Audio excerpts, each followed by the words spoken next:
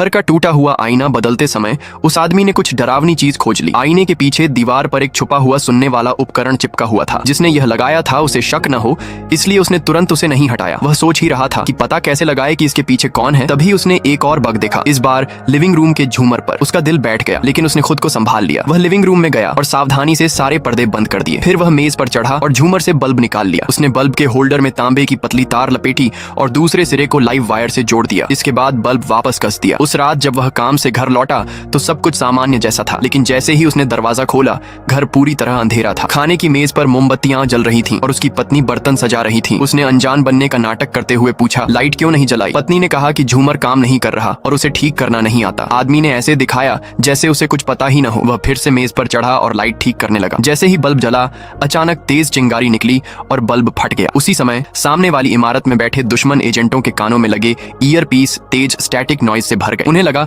कि पुराने तारों को चूहों ने कुतर दिया और शॉर्ट सर्किट की वजह से बग नष्ट हो गया। आदमी ने अपनी पत्नी को घर से दूर भेजने के लिए एक बहाना बनाया। वह बाहर जाने का नाटक कर पास ही कार पार्क करके छिप कर देखने लगा। जैसा उसने सोचा था वैसा ही हुआ। जासूसों ने जैसे ही घर खाली देखा उन्होंने बग दोबारा लगाने के लिए आदमी भेज दिया। वह आदमी छाया से यह सब देख रहा था। अब उसे यकीन हो गया कि ये लोग जोंगटोंग यानी केंद्रीय जांच ब्यूरो से जुड़े हैं। इसका मतलब था कि वे उस पर शक करने लगे थे कि वह एक अंडरकवर एजेंट है। अपनी पहचान बचाने के लिए उसने एक चालाक योजना बनाई। उसने अपने कुछ जुनटोंग यानी सैन्य खुफिया एजेंसी के साथियों को श्याओमान डांस हॉल बुलाया। उसका मकसद था कि जुनटोंग के लोग सोचें कि उसका पीछा किया जा रहा है, ताकि वे जोंगटोंग एजेंटों से भिड़ जाएं और दोनों एजेंसियों में टकराव शुरू हो जाए। उसने साथियों के बीच अफवाह फैलाना शुरू कर दिया कि हाल ही में कोई उसका पीछा कर रहा है। फिर वह उन्हें लेकर डांस हॉल पहुंचा। अचानक उसने मुड़कर पीछा कर रहे एक जासूस के सिर पर शराब की बोतल फोड़ दी। उसने सबके सामने चिल्लाकर उस जासूस को पकड़ डालने का आदेश दिया। आदमी जानता था कि उसकी योजना सफल हो गई है। अब जल्द ही जुनटोंग और जोंगटोंग आपस में भिड़ने वाले थे। दोनों के बीच टकराव होने से